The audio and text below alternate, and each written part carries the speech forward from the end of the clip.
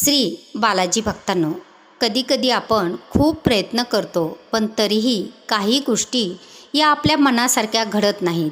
मनात इच्छा असतात, स्वप्न असतात, पण त्यांना पूर्ण करण्याचा मार्ग मात्र दिसत नाही. अशावेळी एकच गोष्ट आपल्याला मार्ग दाखवते, ती म्हणजे श्रद्धा आणि विश्वास.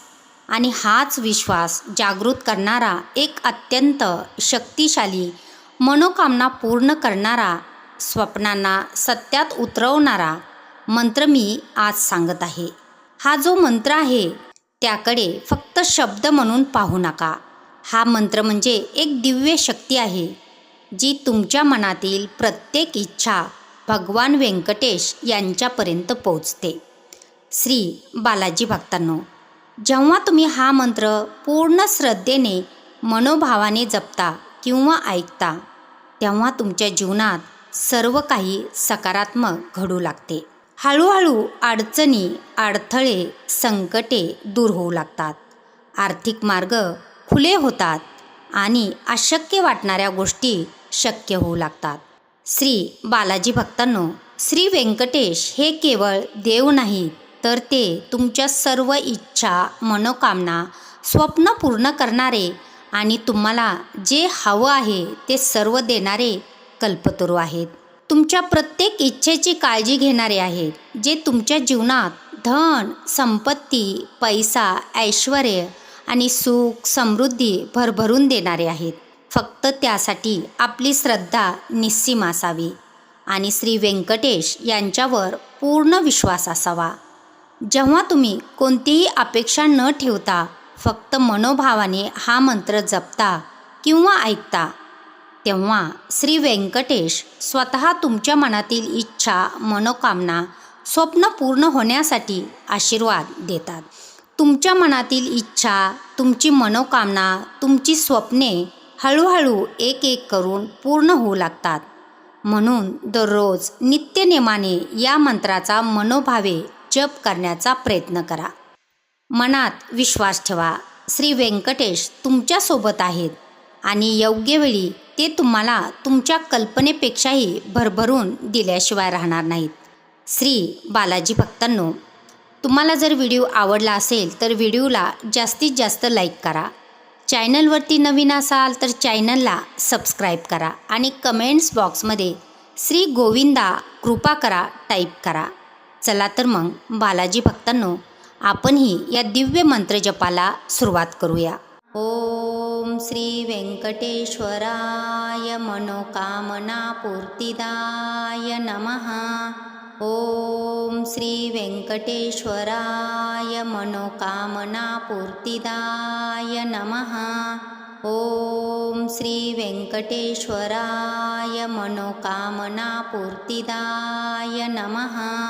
ओम श्री व्यंकटेश्वराय मनोकामना पूर्तिदाय नमः. ओम श्री व्यंकटेश्वराय मनोकामना पूर्तिदाय नमः. ओम श्री व्यंकटेश्वराय मनोकामना पूर्तिदाय नमः. ओम श्री व्यंकटेश्वराय मनोकामना पूर्तिदाय नमः. ओम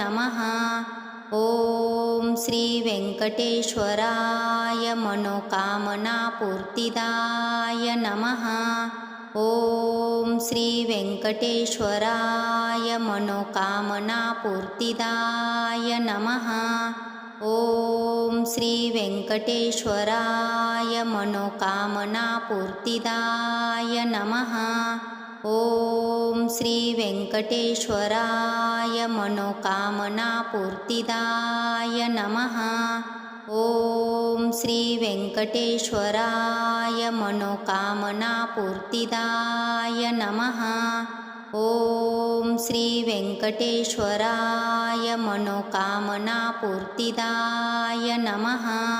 ओम श्री व्यंकटेश्वराय मनोकामना पूर्तिदाय नमः.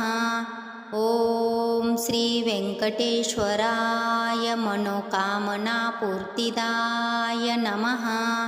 ओम श्री वेंकटेश्वराय मनोकामनापूर्तिदाय नमः। ओम श्री वेंकटेश्वराय मनोकामनापूर्तिदाय नमः। ओम श्री वेंकटेश्वराय मनोकामनापूर्तिदाय नमः। ओम श्री वेंकटेश्वराय मनोकामनापूर्तिदाय नमः।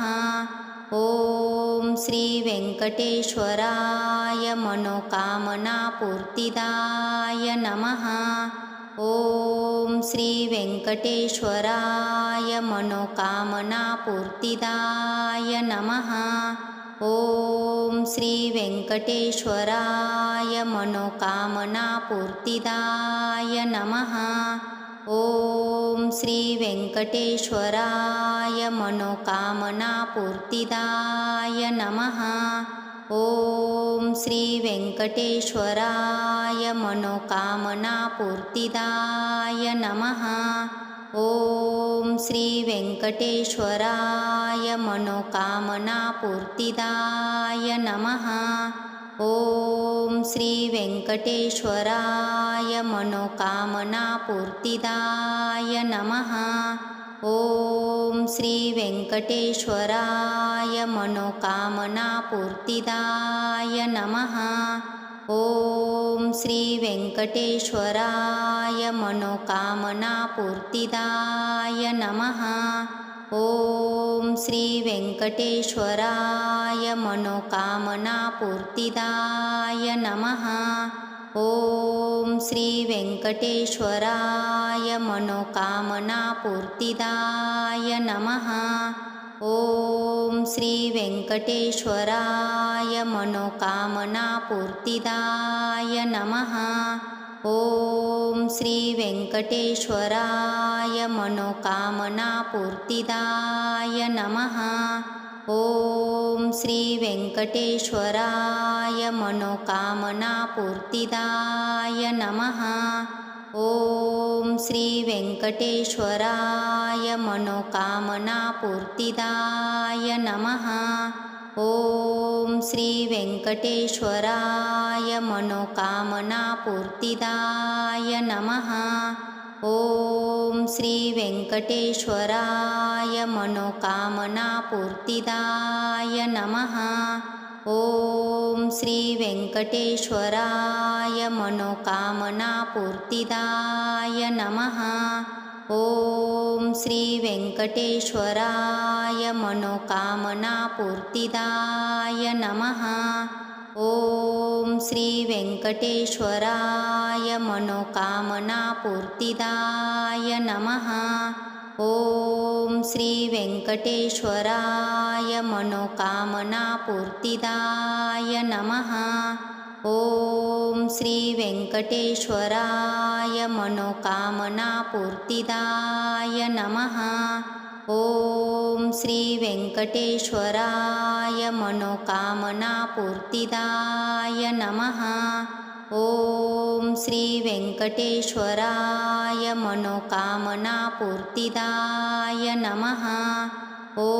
ओम श्री वेंकटेश्वराय मनोकामनापूर्तिदाय नमः।